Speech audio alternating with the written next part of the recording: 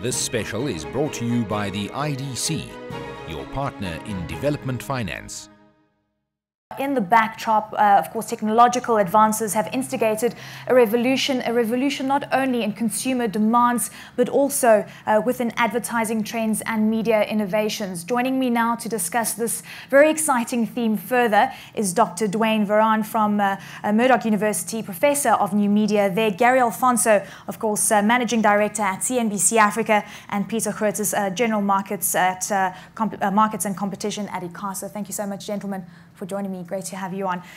When it comes to the African continent, perhaps we have lagged the developed economies, but Professor, I think let's start off with you and let's look a bit forward, because on a global level there's a heated debate about 3D technology and rolling this out on a commercial basis.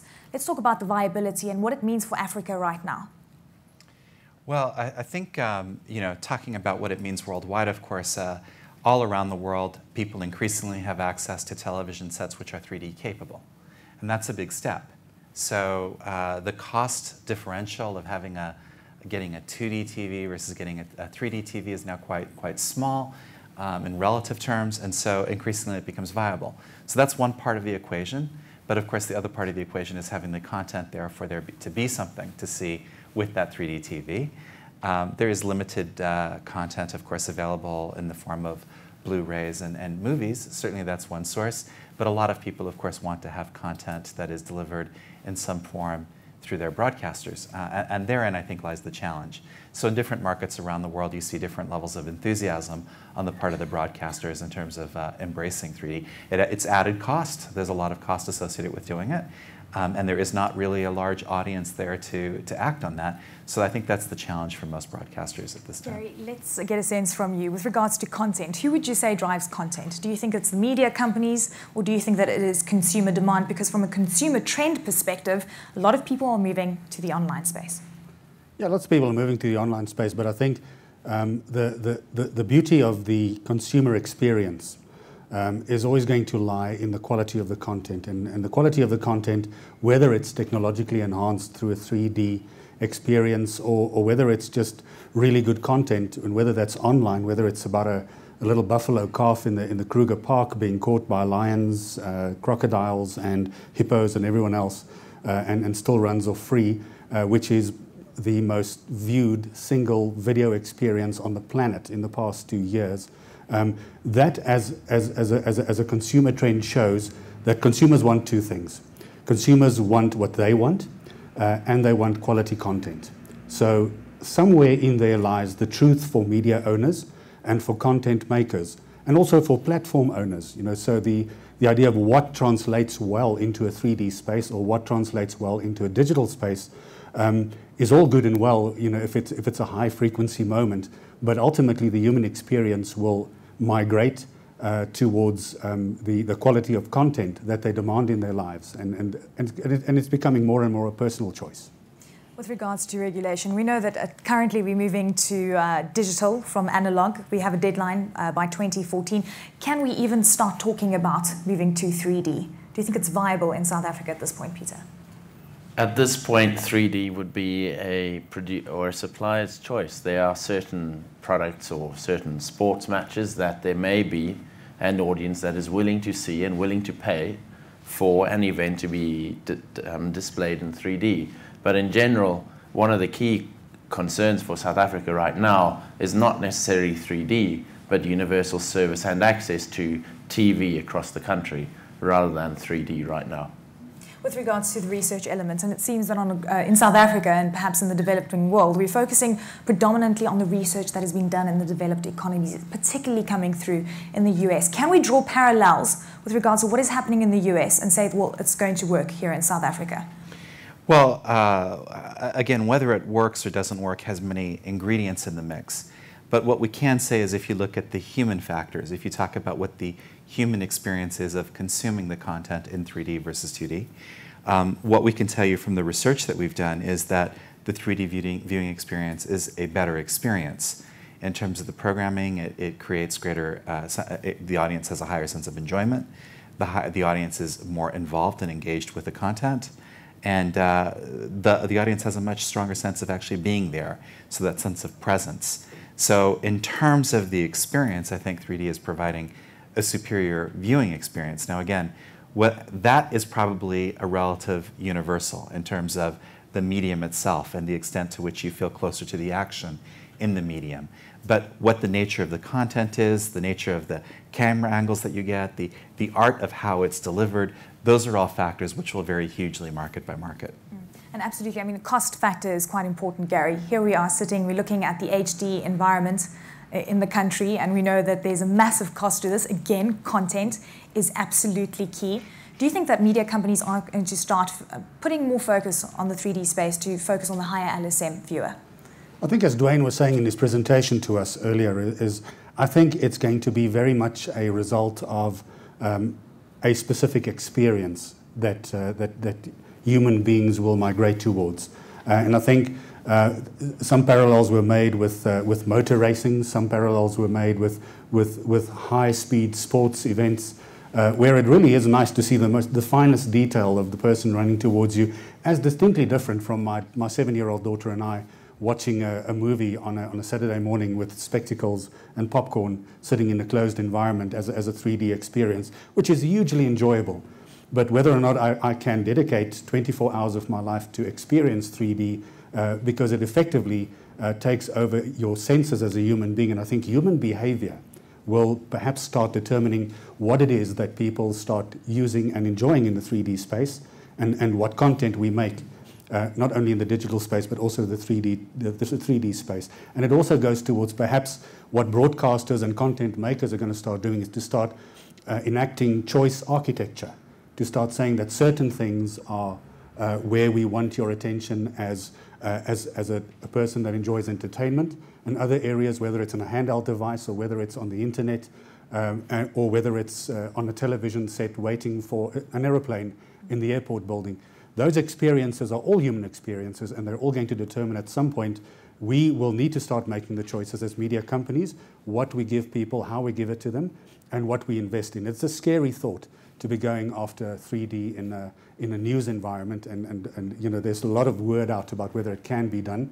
I think at the most recent film festival, Sir Richard Attenborough attacked the 3D stage and said, you know, it's just not possible to do a fully fledged motion picture in 3D for the simple reason that the objects move and not the cameras. So it's and because where there's one camera, even in digital platforms right now, in 3D there needs to be a combination of up to about 40 cameras to film one scene. So it's very technical and very costly, and I don't think broadcasters actually can afford 3D to the event that investment-driven productions would. And Dwayne, perhaps you could add more insight with regards to the advertising space, because if we see media companies embarking on this very expensive exercise to become 3D enabled and to film within 3D, cost of advertising is going to increase, and we know that advertisers are starting to find new ways and new platforms, i.e. of course the online space, and we know that TV media perhaps is a dying form of experience for the consumer. Is that the correct assumption to make, or do you think that's a dire assumption? No, I wouldn't make that assumption. I think that the television, you know, advertising on television is not going away. It actually becomes more important in the future, not less. Certainly, there are threats and challenges to much of that landscape, but you know, we have to realize that advertising is about brands having a meaning, and that meaning is a system. It's a system of meaning that is woven in our minds. That's what branding is about. Now, it's true that there are replacements for that messaging. If you will, you can have an ad in a newspaper, a billboard, that's communicating something, but it's not weaving that system of meaning. So the whole art of telling a story, and I mean, 30-second commercials do that remarkably well in a very short time span, but that art of weaving meaning and having that meaning woven in your mind, that doesn't go away. So the need for television advertising is going to be even stronger in the future than it was in the past. So for advertisers, it's going to be more important in the future to find ways to make sure that they stand out, make sure that their message gets through. Certainly 3D advertising is one of those opportunities. Now, that's not to say that there won't be lots of other models online. There'll be many, many models, but there's no replacement for the key and crucial role that the television commercial plays in that landscape. Okay, but Dwayne, if you have 3D advertising, what do? Do you tell your viewer, quickly put on your 3D glasses within a 2D landscape? No, I think that realistically it would be in the environment where the 3D is consumed. I mean, it wouldn't be in isolation. But if you were watching the World Cup and if the ads that appeared then appeared in 3D, that would be the type of environment where I think you'd see that kind of play out. Yeah, if I may add to that, the crucial thing that's going to face advertisers in the 3D space is if there's content available. The entire broadcasting space right now faces a challenge because what's online is what's on my TV at the same time. So broadcasters are going to have to find a way to make people sit in front of their TV to watch the advert rather than sit in front of their computer, and when the advertising comes on board, they switch to their mobile phone and they send an instant message to somebody. So it's quite correct to say that advertisers are going to have to become sharper and much more meaningful in the message they send, and that's why 3D may be beneficial if and only if there's uptake of the 3D sets. So the broadcasting industry faces a challenge because of cross-platform competition from the internet world, and if they get the 3D mechanism right, the way to keep people stimulated is to keep people not moving away from that advertising advert when people are used to pressing pause or channel surfing. The advert in 3D is the one that's going to keep that there. Peter, with regards to the South African scenario that is playing out, we're hopefully going to see the floodgates opening up when it comes to spectrum and, of course, new licenses being offered. I know that ICASA is quite involved in that down the line. But what kind of environment are you expecting? Do you think that an increased competitive environment is going to bring along with it the technological advances that we're seeing in the developed economies and now perhaps in the South African environment as well? Well, it's been said that 3D is still very much a niche market in developed countries. It's a niche market here. It is effectively a sports medium. If you're going to be talking about a bulk product, you could say it's within the sports medium right now. It was tested for a large event at the FIFA World Cup last year. So in a sense, South Africa did lead these developments. But in general, for South Africa, we are going through the movement from analog transmission to digital transmission over the next few years. So 3D production in South Africa, I think, is going to be put on the back burner so that we can start producing in HD first for quite some time. I know that you have actually put out a stat out there that by around 88% or close to 90% of internet usage in South Africa is going to be mostly video related. I think by 2015 or so. Yes. That's quite an astronomical number, given the fact that our bandwidth and broadband scenarios is pretty dire at this point. I know that it's getting better, but we are hoping for the best.